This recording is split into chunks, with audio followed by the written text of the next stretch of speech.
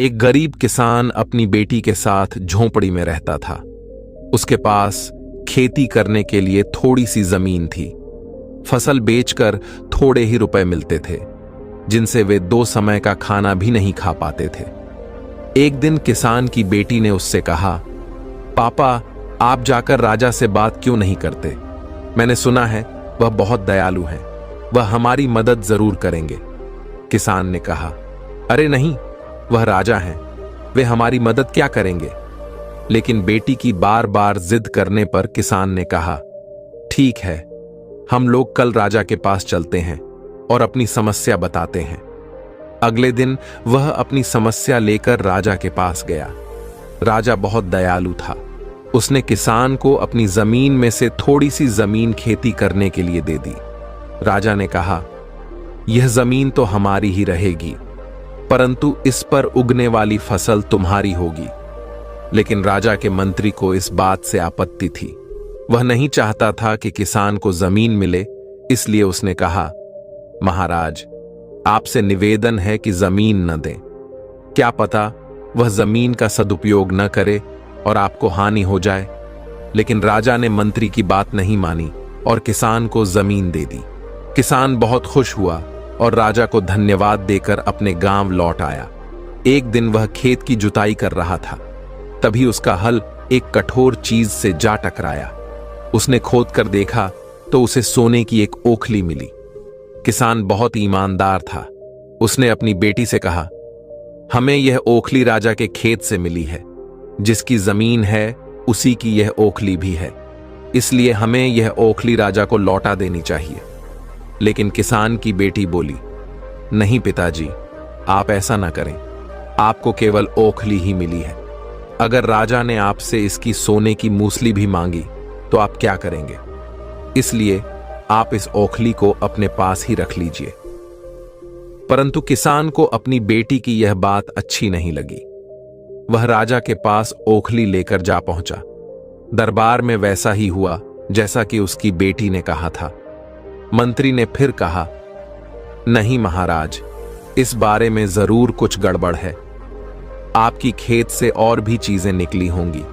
यह किसान झूठ बोल रहा है, इसलिए सारी चीजें रख ली हैं और सिर्फ यही लौटाने आया है।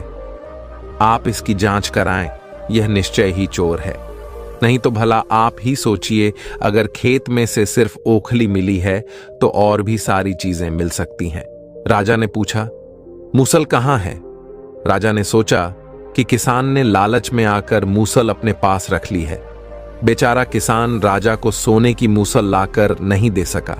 नतीजा यह हुआ कि किसान को जेल में डाल दिया गया। भोले किसान को ऐसी गलती की सजा मिली थी जो उसने की ही नहीं थी। लेटे लेटे वह दिन रात रोता रहता था और यही कहता था, काश मैंने अपनी बेटी की बात मान ली होती।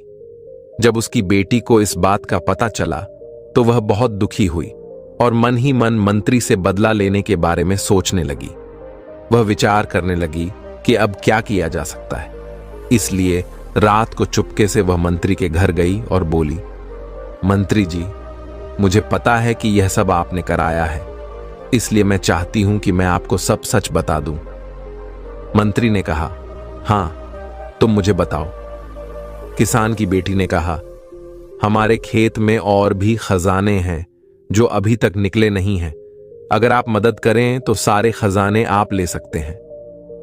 मंत्री के मन में लालच आ गया और उसने सोचा, वाह क्या बात है, खजाना भी निकाल लूंगा और बाद में इल्जाम लगा दूंगा कि उन्होंने खजाना छुपा कर रखा था और बेटी को भी बाप के साथ जेल में डलवा दूंगा। इसलिए उसने कहा, ठीक है, मैं कल आऊंगा। रात में ही किसान की बेटी राजा के दरबार में पहुंची और राजा से मदद मांगी। राजा ने कहा, इतनी रात को तुम यहां क्या करने आई हो? किसान की बेटी ने कहा, महाराज, मुझे पता है कि आपने सही फैसला सुनाया है, लेकिन मेरे पिता बेकसूर हैं। यह सब हमें फंसाने के लिए किया गया है। अगर आपको यकीन नहीं है तो आप कल दरबार के लोगों को हमारे खेतों में भेज दीजिए। वह मंत्री हमारे खेतों से हर दिन सामान चुरा कर ले जाता है।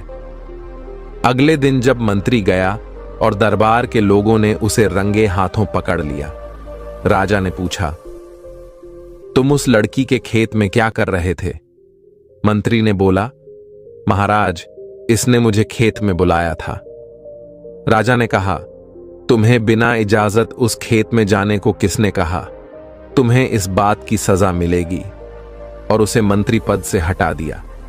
अगले दिन जब राजा महल में टहल रहा था, तब उसने किसान को यह बात कहते हुए सुना, काश मैंने अपनी बेटी की बात मान ली होती तो आज ही दिन न देखने पड़ते हैं।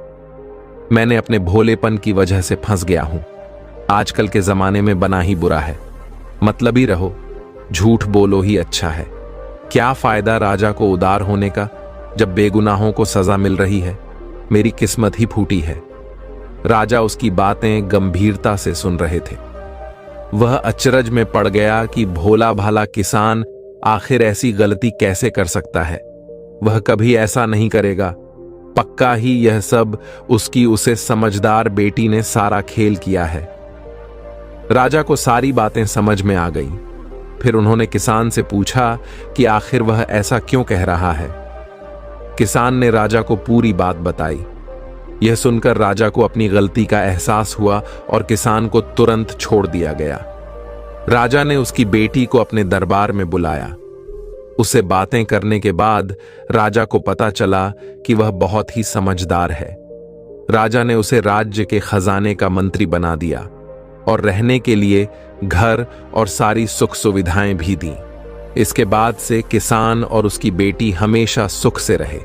अंत में जीत सच्चाई की ही हुई।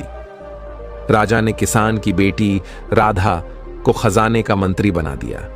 राधा ने अपनी नई जिम्मेदारी को बहुत गंभीरता से लिया और राज्य के खजाने को व्यवस्थित और पारदर्शी बनाने के लिए कई सुधार किए।